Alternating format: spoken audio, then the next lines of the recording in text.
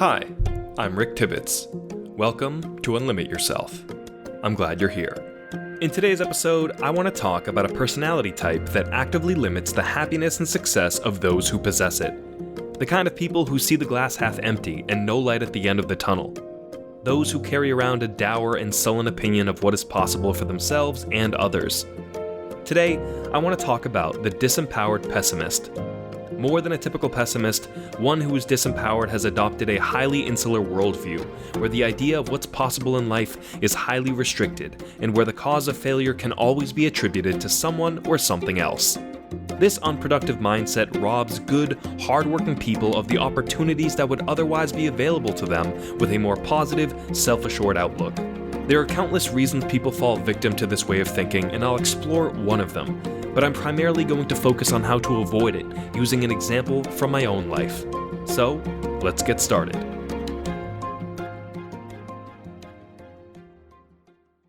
Hello everyone, thank you for tuning in. Happy start of fall 2021. I have to confess, I am a summer guy through and through. I love the heat, love the warm weather, the beautiful warm nights. But at the same time, I can't escape the fact that I am from Massachusetts, born and raised, so I'm used to cold weather, and there's a part of me that after a fantastic summer, I do crave a nice brisk wind every now and again, the kind that fills your lungs with clean, refreshing air. That stuff, sometimes you can't beat it. You also can't beat a pumpkin spice latte or a pumpkin-flavored donut or a pumpkin-flavored any kind of meal. I'll admit, I have fallen victim. I do very much enjoy the pumpkin flavors.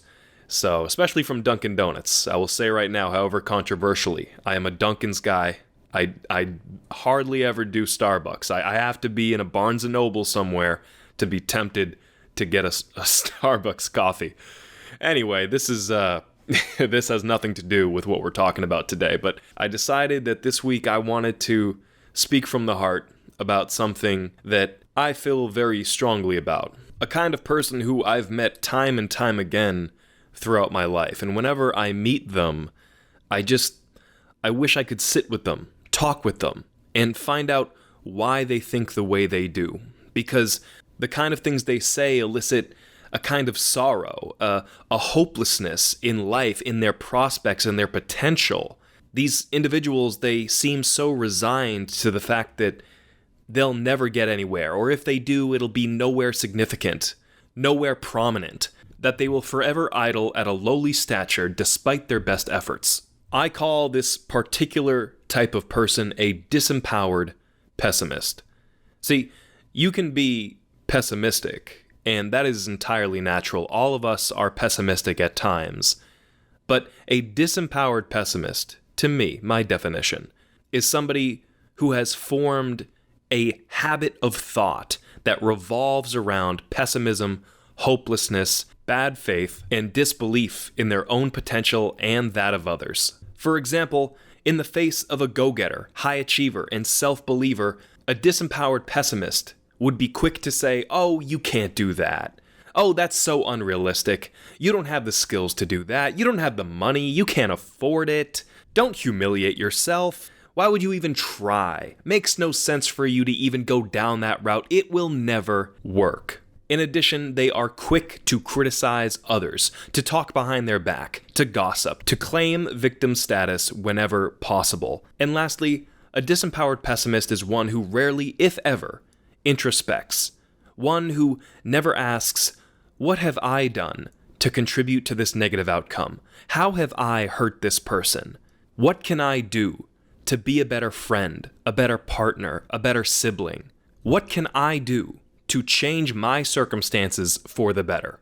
Instead, disempowered pessimists will always cast the blame on others. This attribute is not exclusive to disempowered pessimists. Narcissists share this attribute very much so. However, it is a trademark of somebody who lingers in the pessimistic realm, somebody who is always feeling as though they are the ones who are oppressed, attacked, and that opportunity has been stripped from them by forces far beyond their control. Unfortunately, I think we all know someone or many people just like this. They might be in our immediate family or extended family or a close friend or a former friend or just acquaintances that we've met throughout life. There are a lot of disempowered pessimists out there. But why is that? Well, I believe it starts with how easy it is to complain. It takes far less energy to dismiss someone or something. It is much easier to simply cast someone aside or harp on the negatives rather than see the beauty in a person or situation. Give credit where credit is due. Admit your flaws, admit when you were wrong, and recognize that a particular struggle or challenge made you a stronger, better person. See, developing a positive, optimistic mindset takes intentionality, self-discipline, and a willingness to be different.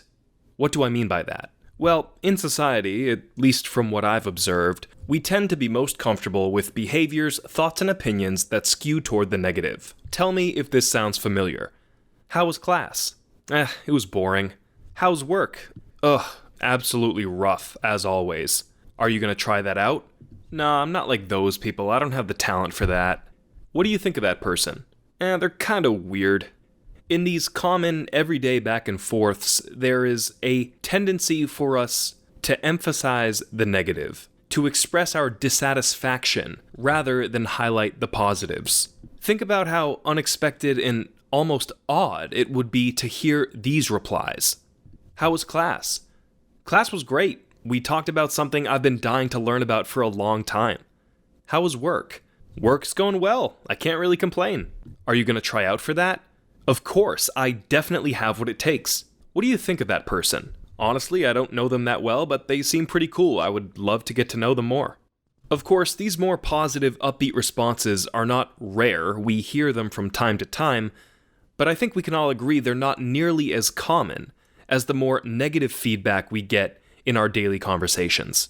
And that is not to say that somebody who gives negative responses is a disempowered pessimist. I do it sometimes, you do it, everybody does it, and that's totally fine. If it's the most truthful answer, no problem. The issue comes in when one becomes so accustomed to using negativity as a crutch that it hijacks their ability to see the silver lining, to see the good or potential good in someone or something. It takes maturity and wisdom to get in the habit of parsing out the positives and being vocal about what you're grateful for or in support of. The reality is that words are very powerful.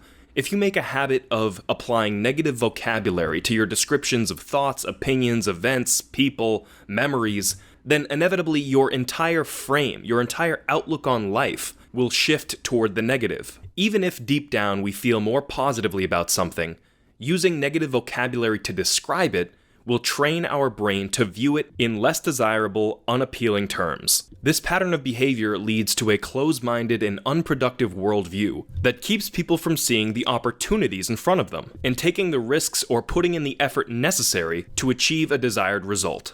Think about it. If you view something or someone as a true waste of time, not worth your attention or your efforts, and that reaction is multiplied over a span of days, weeks, months, and years, then naturally you are not going to be as productive, successful, or happy as somebody who thinks in more positive terms. Conversely, if we train our brains to point out the positives, to assess situations fairly, and acknowledge the good just as much as the bad, then suddenly we begin to see life as much less of an insurmountable challenge and much more of an exciting and riveting opportunity for self-improvement, achievement, and happiness. You will be more inclined to make new friends, travel to new places, accept offers, begin a career, expand your skill set, and even forgive those who may have wronged you in the past. What I'm saying right now is very similar to a concept known as the power of positive thinking. The idea that viewing life strictly through a positive lens will foment strictly positive results. However, I would add a caveat to this concept. To seek out and acknowledge only the positive is in itself a foolish endeavor. We must fully recognize and grapple with the downsides of life, without letting them consume our thinking and limit our potential. See, disempowered pessimists have one thing right. Life isn't fair. But that doesn't mean life has an agenda. The universe does not conspire to make certain people successful and others failures. It is a benign, unbiased entity, a mere spectator, watching everyone on Earth chart their own course with the resources they're given. Unfortunately, those resources are not distributed equitably. I should know. I went to a university where the majority of my peers came from highly privileged means, meaning that by and large, they came from high-income or wealthy families where both or at least one parent was college-educated, well-spoken, well-connected, and able to provide their children with private school education, lavish vacations, a big house or multiple houses, a sleek new car fully paid for, a stipend for their housing, food, and recreation costs, and an omnipresent financial safety net that would catch them and resuscitate their funds if they ever ran out of money. In addition, these parents would end up paying off a substantial amount or all of their child's student loan debt. My background, on the other hand, is a little different. Neither of my parents went to college. My father is a carpenter and tile installer. My mother, an immigrant from Portugal, was a bank teller for many years and is now a Portuguese interpreter. And though she does not possess a bachelor's degree, she did end up pursuing higher education when I was 16 years old in a certificate program at a local community college. My stepmother was a stay-at-home parent who also didn't go to college. And before I go on, none of this is a mark against their character. My parents are salt-of-the-earth types, blue-collar people whose main concern was paying the bills so their children had food on the table and a roof over their heads. But they certainly couldn't afford the extravagancies that wealthier families could. My parents, my siblings, and we were a low-income family. Me, my two brothers, and one sister all went to public schools. If we wanted to buy something extra, that money had to come out of our own pockets. We had to get a job at age 14 or 15 if we wanted something like a car, for instance. I remember being one of the only kids in my high school who paid for his car, his monthly car insurance, his gas, and car repairs fully himself. I was also paying for my monthly phone bill. I take a lot of pride in this now, but back then I was less than thrilled. When it came to college, my parameters were tightly set. I didn't have a college fund, and my parents certainly didn't have the money to contribute to my education, so any student loan debt I accumulated would have to be paid off by me. Therefore, without substantial scholarship money, my options were pretty much attend a low-cost public university or go to community college. Luckily, I didn't let the weight of this cold reality narrow my prospects or stifle my ambition. There's absolutely nothing wrong with attending a public university or community college. In most cases, they are great options. It's just that I envisioned something different for myself. But to achieve that vision, I had to work very hard in high school, get high grades, take advantage of leadership opportunities, get involved with sports and extracurricular activities, and apply to multiple scholarships when the time came my senior year, all while working part-time at a grocery store. Eventually, thanks to my hard work, I was able to secure a sizable scholarship that allowed me to go to a big-name school like Syracuse University. When I got to Syracuse, it became clear to me almost immediately that I did not have the background or financial security that most of my peers did. But rather than letting this fact frighten me or allowing disempowered pessimism to take root, I used it as rocket fuel to motivate me to be the best student I could be. In my mind, this was the most rational response. After all, I was a first-generation college student in the exact same place at the exact same time as kids who grew up with arguably a better education, wealthier parents, and lifelong insight into what college life would be like at an elite university. I say all this not to rag on rich kids or undermine the success of my very hard-working friends from college. No one gets to choose the circumstances in which they're born, and you should never feel ashamed of them whether you're born rich or poor. I say all this to offer an example of someone, in this case myself, who used the resources at their disposal and made the most of them. I never let the fact that my parents didn't go to college or that my family didn't have much money disempower me or limit my aspirations. I knew what I was capable of and what was possible for my future if I just stayed focused and put in the work. And that is exactly what I'm trying to get at with this episode. To be a disempowered pessimist is to rob yourself of the opportunities and personal growth that are within your grasp. On the other hand, by striving to see the upsides, assessing situations fairly, and maintaining a rock-solid faith in your potential, your life will be filled with far fewer regrets and what-ifs, in far more happiness, friends, and peace of mind.